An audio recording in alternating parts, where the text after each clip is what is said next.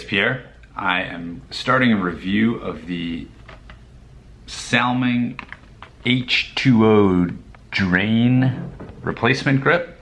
Still in the pack. I got the orange version for a little color excitement.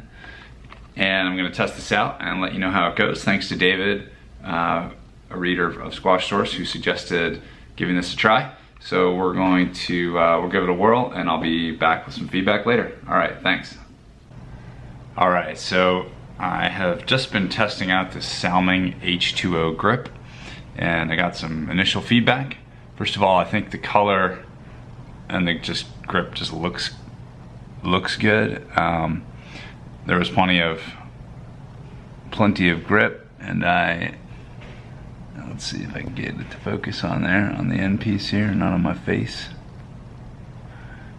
I even had to cut off a little bit just because it was there was sort of a loose end, so I sort of cut it off. There was plenty to go around though, and it's soft and comfortable on the handle. Feels nice.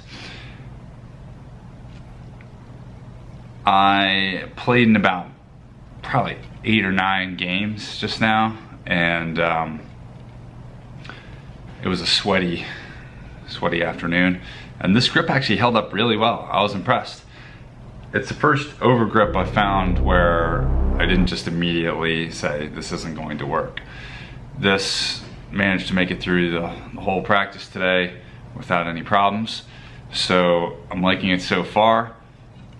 And I'm going to keep it on and give you some feedback about the longevity. One thing I noticed, 2 things I noticed so far. There's a tendency for it to kind of roll up a little bit in my hand, like that, while I'm playing. It's not been a real problem, but I noticed that it comes up more than other grips because it's quite soft, I suppose, and so it can kind of do that, but it wasn't so much that it was a problem. The other thing I noticed, and this isn't particular to this grip, but I noticed that normally I have the regular grip and an over grip, so it's thicker. This is just the over grip, or sorry, this is just the replacement grip with no over grip, so it's thinner, is my point. And it actually changes what I can do with my shots. I feel like when it's thinner, I have a little bit more wrist control. I can kind of grip it a bit more finely, and I actually felt like I had better touch. Could have just been a good day on the courts, but I actually felt like I had better touch with a thinner grip. It's hard to really figure out why that is, but I could kind of feel the difference in terms of being able to, you know, I guess you could imagine like a really thick one would be kind of a club and it'd be easy to hit hard with or swing through with, but harder to kind of maybe do some touch shots. That even though it's just a little difference, I did definitely notice it. All right, so I'll be back with a report on the durability of the Salming H20 grip in a little bit.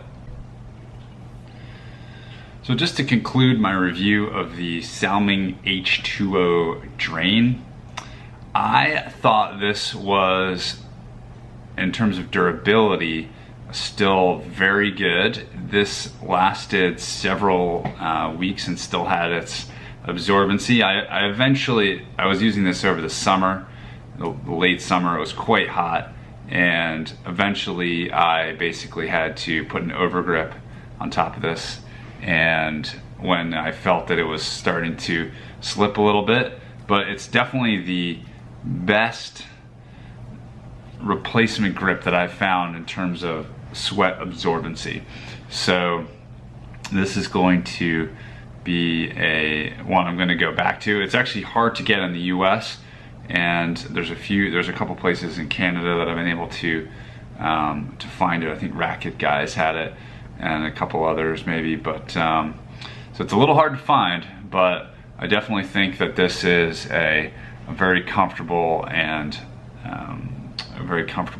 quality grip. That's the Salming H20 drain.